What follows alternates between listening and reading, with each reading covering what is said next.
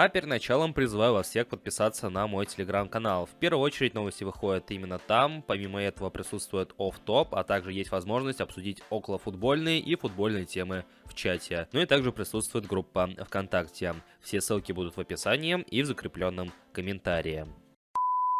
Время идет, одна компания в игре сменяется другой, и это означает, что наконец-то мы дождались той самой компании, которая посвящена 7-летию мобильной версии eFootball. И сегодня, а именно в четверг, в игре появился соответствующий контент, который непосредственно связан с этой самой компанией, и давайте ознакомимся с ним сегодня поподробнее. Но перед началом лишний раз напоминаю о важности лайка под этим роликом, вашего комментария, поскольку ваша активность способствует продвижению роликов. Ну и если вы находитесь здесь впервые, не забывайте подписываться с прожатым колокольчиком.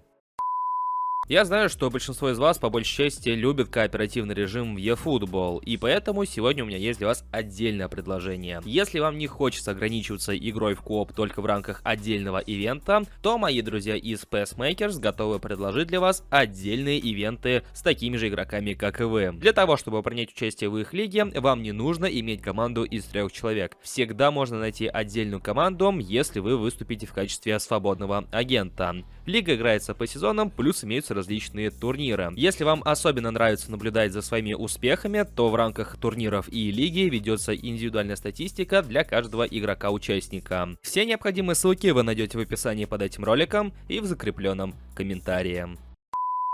Еще до старта соответствующей кампании было небольшое сомнение, поскольку до того, как закончилось техническое обслуживание, Konami не предоставили никакой информации, хотя обычно всю информацию о предстоящих кампаниях, которые должны появиться в игре, они публикуют на своем официальном сайте. Но вплоть до того, как игра стала доступна на актуальных платформах, никакой информации касаемо кампании, посвященной 7-летию мобильной версии игры, не было. Но, слава богу, после того, как мы зашли в игру, в принципе, соответствующие объявления, соответствующий контент, мы его увидели своими глазами, и давайте же ознакомимся, что мы успели сегодня получить. Как и всегда, новая кампания в игре привносит очередные награды, ивенты и много-много другое, благодаря чему у нас появляется лишняя мотивация заходить в эту игру и играть матчи, как-то не странно. Самое главное из этой кампании это то, что у большинства игроков, если не у всех, то опять же у большинства, будет возможность забрать эпического Бекенбауэра в свой состав. Заходя в игру на протяжении нескольких недель, участвуя в ивентах, выполняя цели, которые обновились в игре, вам будут раздавать по одной бесплатной крутке соответствующего подарочного пака,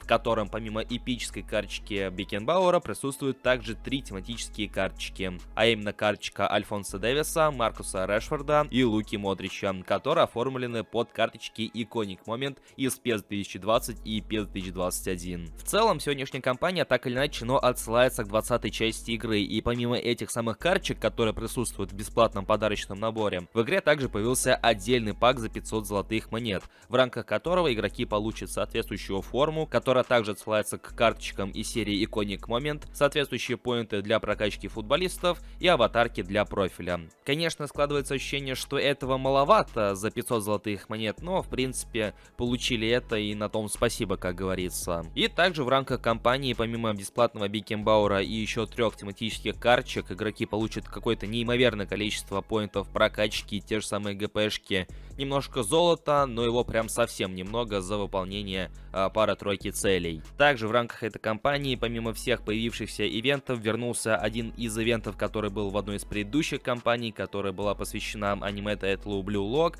а именно ивент на быстрое забитие гола. По сути, концепция остается так же, вам предоставляется возможность забить гол, и чем быстрее вы это сделаете, тем лучше. А так, все оставшиеся ивенты, которые так или иначе, но связаны с новой кампанией, они по сути сохраняют свою привычную структуру и ничем особенным от остальных ивентов по сути не отличаются. Также матчи против искусственного интеллекта, против реальных соперников, ну и в принципе тут особо не разгуляешься. Помимо всего прочего, сегодня в игре также появился, причем внезапно появился Big Time набор с игроками Ромы, который вообще никак не был анонсирован ни самими Konami, ни той же самой Ромой. В отличие от предыдущих карточек, именно почему-то карточки римлян, они без соответствующих подписей от футболистов, то есть, судя по всему, соответствующей рекламной кампании не предусматривалась, ну или в любом случае, даже если она и предусматривалась, она по итогу не была проведена, и поэтому по итогу мы получаем вот такое вот тихое появление бигтаймовских карточек карточек с игроками итальянской команды, но с очень приятным дизайном, как по мне. То есть, наверное, из всех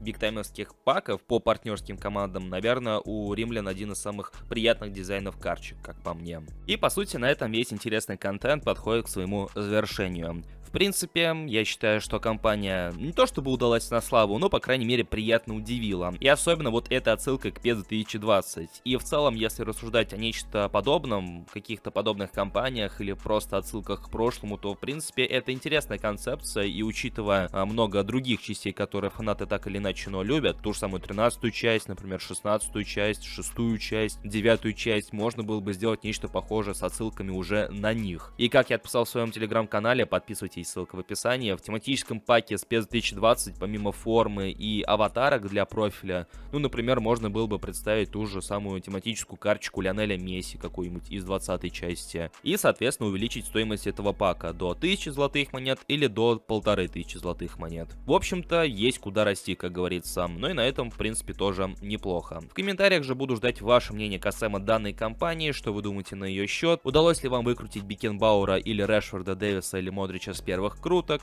Если да, то кого именно? Ну и также не забывайте поддерживать это видео своими лайками. Я же всех благодарю за просмотр и желаю вам всем приятной игры. Всем пока!